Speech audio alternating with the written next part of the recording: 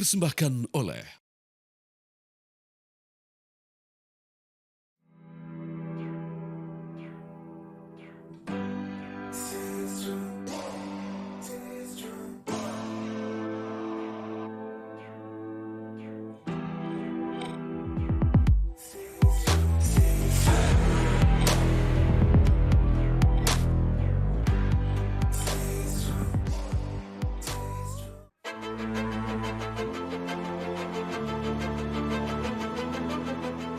mereka datang dengan berbekal teritorial sea and maritime frequent ordonansi itu ya, mereka memecah-mecah negara kesatuan Republik Indonesia.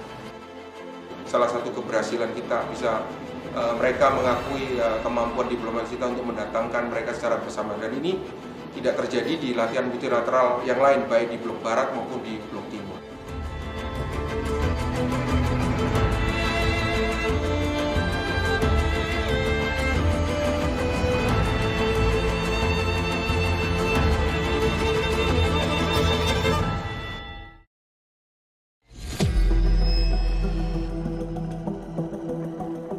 Kemerdekaan bangsa Indonesia yang kita rasakan sampai detik ini tidak lepas dari berbagai upaya para pejuang mempertahankan kemerdekaan yang sempat hendak kembali direnggut oleh Belanda melalui pemerintahan sipil Hindia Belanda atau NICA, Netherlands Indies Civil Administration.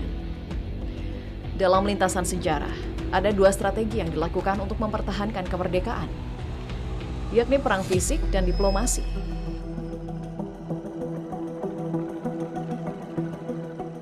Tentu saja terjadi konflik. Ini bangsa yang sudah merdeka menyatakan dengan proklamasinya tadi itu, Belanda yang menganggap atau mengaku ya mengklaim kembali, ya ini jajahan saya gitu. Nah tentu saja konflik, ya perang dalam arti yang luas begitu. Nah pemerintah kita yang baru itu memang mengambil pilihan strategi berunding, tidak perang. Mula-mula tidak perang karena tentara kita juga masih terbatas gitu. Jadi satu argumentasi juga sebetulnya ya. Jadi kita memilih berunding. Upaya diplomasi menjadi salah satu cara mempertahankan kemerdekaan yang digunakan pada saat itu. Sepanjang masa perang mempertahankan kemerdekaan dari tahun 1946 hingga 1949, setidaknya ada 5 perundingan yang dihasilkan lewat upaya diplomasi. Perjanjian Linggarjati menjadi perundingan pertama pasca proklamasi antara Indonesia dan Belanda yang berlangsung pada tanggal 10 hingga 15 November 1946 di Kabupaten Kuningan, Jawa Barat atau sekitar 60 km dari kota Cirebon. Indonesia saat itu diwakili oleh Perdana Menteri Sultan Syahrir. Sementara pihak Belanda diwakili oleh Willem Schermerhorn, Perdana Menteri Belanda periode 1945 sampai 1946. Ketegangan mulai terjadi ketika Belanda yang tak lagi mempunyai otoritas di Nusantara memaksa masuk ke batas laut Indonesia yang saat itu telah berstatus sebagai negara merdeka dan melanggar ketentuan hukum laut teritorial Sea Maritime Ordinancy. TZMKO 1939 yang menyatakan ketetapan wilayah laut Indonesia adalah sejauh 3 mil dari garis pantai yang mengelilingi pulau. Mereka datang dengan berbekal teritorial sea and maritime frequent ordonansi itu ya, mereka memecah-mecah negara kesatuan Republik Indonesia. Dan puncaknya ya ketika terjadi perundingan Linggarjati.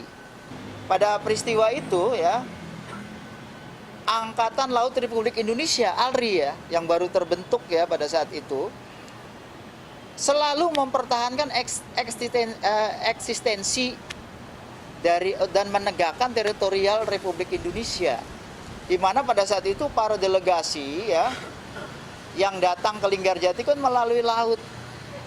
Nah, dari batas yang ditentukan itu, di situ tentunya tidak boleh oleh para pejuang sudah delegasi biar kami yang mengantar.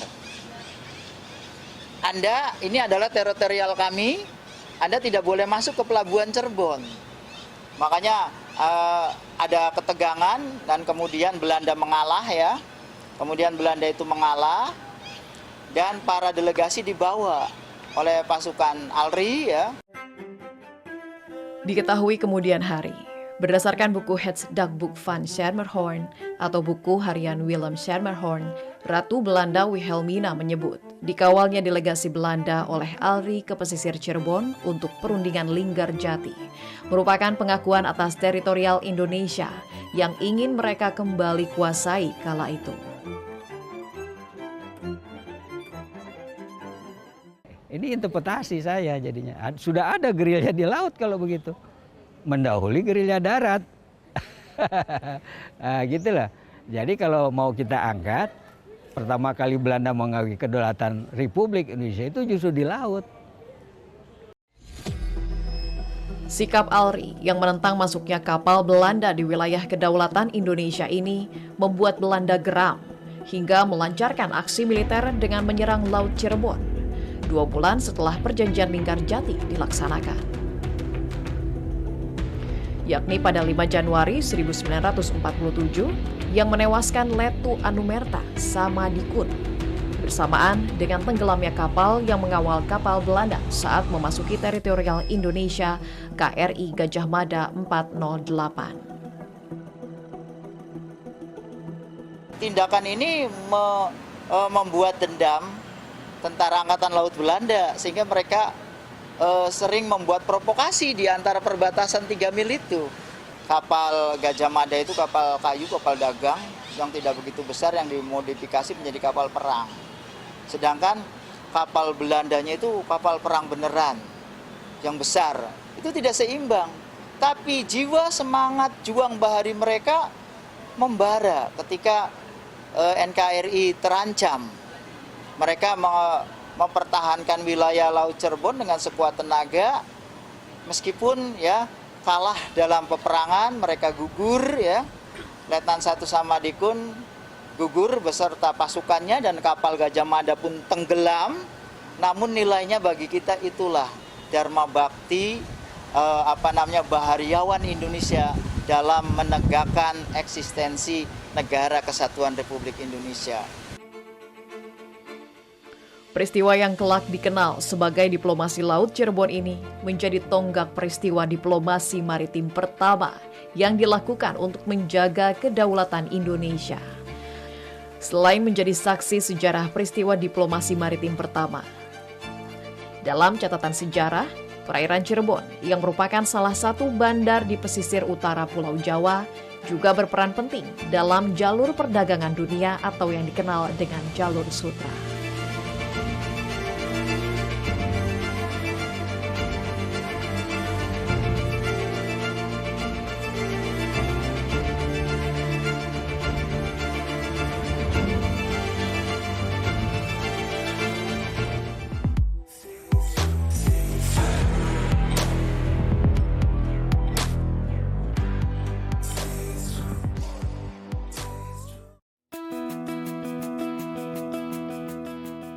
Masuknya Cirebon sebagai salah satu lokasi penting dalam catatan sejarah Republik Indonesia tidak lepas dari letaknya yang strategis.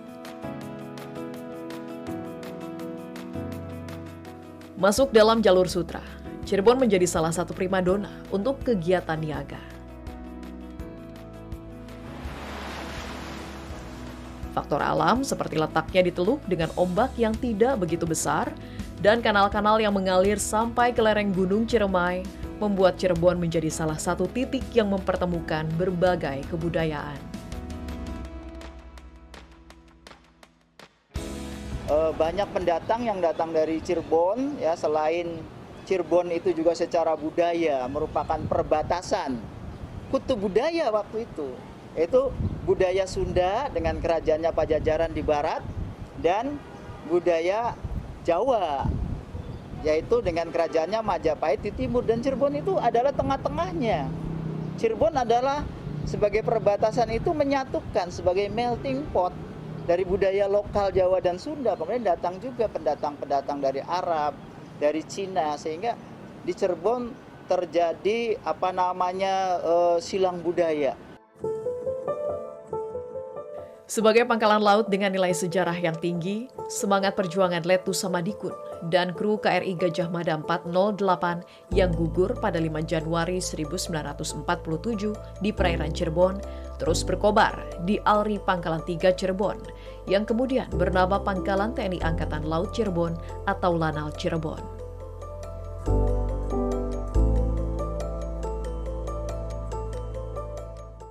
Pangkalan TNI Angkatan Laut di Cirebon pada saat itu tugasnya adalah sebenarnya kita mendeploy kekuatan berpatroli di pantai utara Jawa ini, khususnya daerah Cirebon, untuk bersifat mempertahankan kemerdekaan. Karena semua pada saat itu perjanjian dan perundingan dilaksanakan di daerah Cirebon, Kuningan, dan sebagainya. Kemudian kita juga bertugas mendeklarasikan kemerdekaan kita melalui kekuatan Angkatan Laut yang kita punya pada saat itu. Pada saat itu kekuatan angkatan kita belum sebesar sekarang, namun kita sudah berani untuk mendeklarasikan dengan menggunakan kapal-kapal armada yang dimiliki oleh Angkatan Laut Cirebon. Pada masa awal kemerdekaan, lokasi yang dulu bernama ALRI Pangkalan 3 Cirebon ini tidak mempunyai alutsista yang memadai untuk melawan musuh. Namun, strategi barter akhirnya dilancarkan untuk mendapat komoditas seperti kapal dan persenjataan.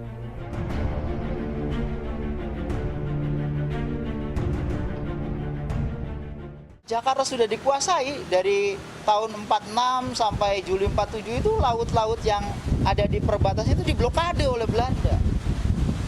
Tapi pasukan ALRI Cirebon bisa menerobos blokade tersebut ya, sehingga bisa mencapai Sumatera, bisa mencapai Singapura dengan menyelundupkan komoditas kita seperti gula yang kemudian ditukar dengan armada untuk pertahanan kita. Di antaranya yaitu salah satunya itu adalah kapal KRI Gajah Mada. Melanjutkan jejak historis yang telah terukir, kini Lanal Cirebon memiliki serangkaian alutsista modern untuk melaksanakan tugasnya menjaga wilayah perairan Indonesia. Seperti memastikan terjaganya kondusivitas di wilayah alur laut Kepulauan Indonesia atau ALKI yang dilalui kapal asing dan melaksanakan pembinaan potensi maritim yang menjadi kekuatan wilayah keamanan laut. Saat ini Lanal Cirebon kita terus mengaktifkan peranan kita khususnya dalam pembinaan potensi maritim. Kemudian kita juga menjalin komunikasi dengan Forkopimda, kemudian dengan seluruh pelaku industri jasa maritim, kemudian dengan komunitas nelayan, kemudian kita menggunakan mereka sebagai aset tentunya. Semua itu tentunya tidak lepas dari peranan diplomasi yang kita punya. Bergeser 45 mil dari perairan Cirebon, terdapat Pangkalan Angkatan Laut Tegal yang juga memiliki peran khusus dalam sejarah kemaritiman di Indonesia. Dan kerap berpadu padan bersama pasukan Pangkalan Cirebon dalam masa mempertahankan kemerdekaan Indonesia. Pada saat perang kemerdekaan, struktur tentara itu sifatnya masih sering berubah. Ya, antara ALRI Tegal dengan ALRI Cirebon tentunya tugas pokok fungsinya itu hampir sama. Dalam perjuangan ALRI 3 Cirebon dan ALRI 4 Tegal juga selalu berpadu daya. Kemudian Tegal juga menjadi pusat ya perdagangan dan industri seperti industri mesin. Di Tegal itu ada industri mesin namanya industri mesin berat itu zaman Belanda itu, memproduksi mesin-mesin. Nah, dengan hal-hal tersebut di atas, dimungkinkan Tegal ini bisa dikembangkan menjadi basis bagi pertahanan ALRI. Posisinya yang strategis dalam peta maritim Indonesia membuat Pangkalan Laut Tegal dijadikan pusat pendidikan angkatan laut yang melahirkan beberapa tokoh penting. seperti pahlawan nasional Yosudarso dan Ali Sadikin. Dalam hal ini perkapalan dan permesinan, Tegal itu sudah punya pabrik sejak zaman kolonial Hindia Belanda, yaitu pabrik berat itu, yang membuat komponen-komponen yang tentunya apabila ada alat-alat yang rusak kan harus ada pabrik yang membuatnya, spare part-nya.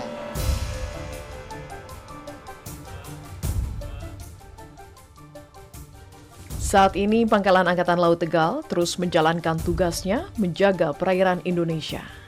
Dilengkapi dengan berbagai alutsista seperti kapal Maribaya, kapal Patkamla, dan RHIB, Lanal Tegal melaksanakan berbagai aktivitas untuk memastikan keamanan dan juga melaksanakan tugas memberikan dukungan logistik dan administrasi bagi unsur TNI AL dan melakukan pembinaan.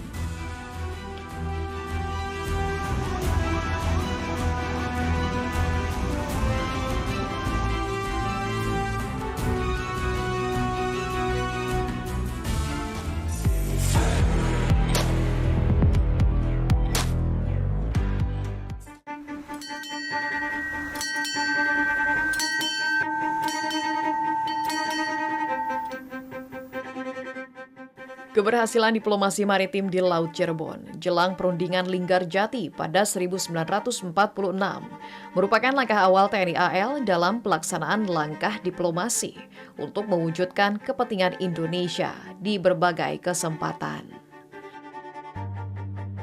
Dalam perkembangannya, di masa damai pun, TNI Angkatan Laut tetap melaksanakan diplomasi yang dilakukan melalui berbagai macam kegiatan, termasuk pelayaran muhibah, mengunjungi berbagai negara. Secara umum, secara undang-undang bahwa TNI dalam hal ini, TNI Angkatan Laut, memiliki tugas pokok sekaligus kewenangan melaksanakan diplomasi. Tugas ini tidak dimiliki oleh matra yang lain, baik TNI Angkatan Darat maupun TNI Angkatan Udara, terkait dengan kehadiran kapal-kapal perang kita di laut, khususnya di daerah perbatasan. Otomatis kita akan melaksanakan diplomasi dalam melaksanakan kedaulatan kita dan hak-hak berdaulat kita.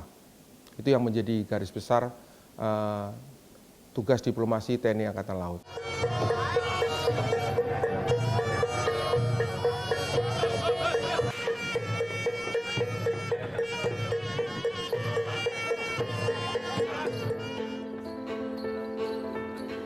Berbagai macam diplomasi laut dilaksanakan untuk memperkokoh nama Indonesia di kancah internasional melalui berbagai kegiatan pelayaran, seperti ekspedisi kapal Dewa Ruci yang singgah di pelabuhan di berbagai negara.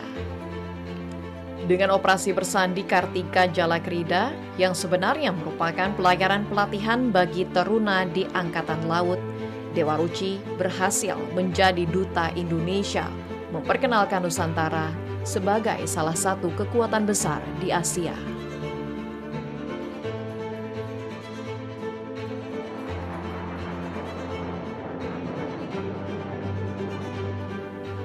Bentuk diplomasi juga dilakukan TNI AL dengan mengadakan latihan multilateral Naval Exercise Komodo. Dengan tahun ini Indonesia menjadi tuan rumah untuk beragam negara yang memiliki kepentingan geopolitik berbeda.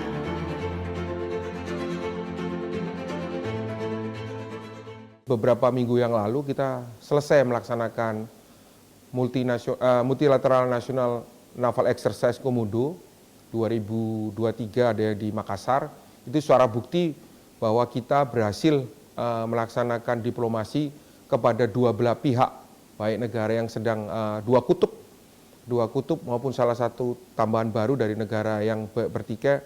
Indonesia berhasil mengumpulkan mereka untuk latihan bersama, baik dari pihak blok barat, blok timur maupun Cina bisa dalam satu kegiatan yang bersama. Itulah salah satu keberhasilan kita, bisa mereka mengakui kemampuan diplomasi kita untuk mendatangkan mereka secara bersama. Dan ini tidak terjadi di latihan multilateral yang lain, baik di blok barat maupun di blok timur.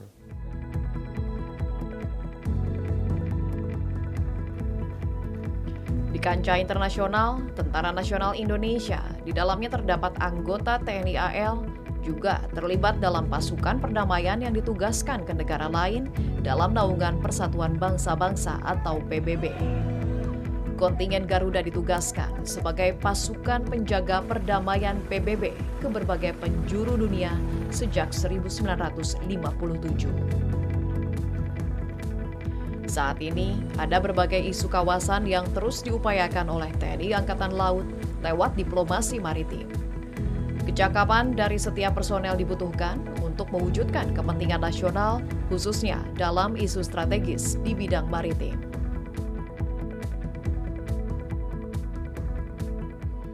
Banyak sekali yang harus dikembangkan ya terkait dengan bagaimana menghadapi permasalahan di kawasan sekarang ini ya, dewasa ini kan ada UNCLOS dan lain sebagainya.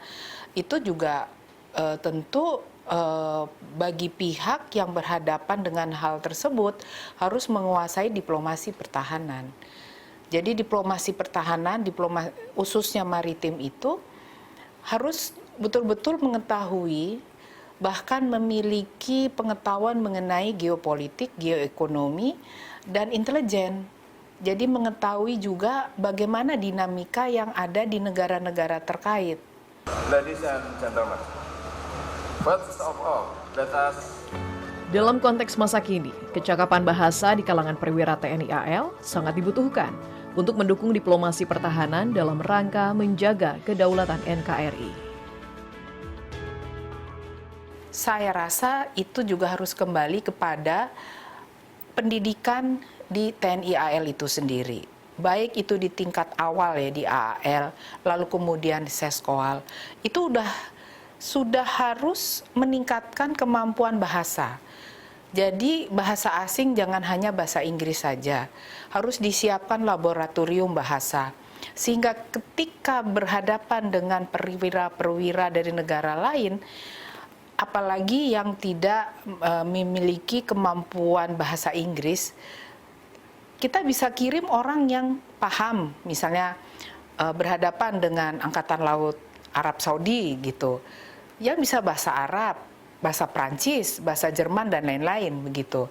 Dan satu hal lagi, pengetahuan cybernya juga harus mumpuni, karena diplomasi sekarang ini tidak mungkin bagi seorang perwira bisa mumpuni di bidang diplomasi bila tidak mengetahui dan paham juga terkait dengan perkembangan cyber.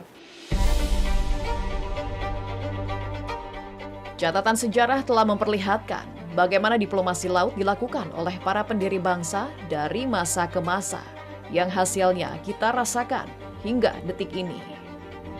Semua itu dilakukan tidak hanya untuk menjaga kedaulatan Indonesia sebagai bangsa yang meraih kemerdekaannya melalui sebuah proses perjuangan yang panjang, namun juga turut menghidupi apa yang tertulis dalam pembukaan Undang-Undang Dasar 1945 bahwa kemerdekaan adalah hak segala bangsa dan menghapuskan segala bentuk penjajahan di atas dunia.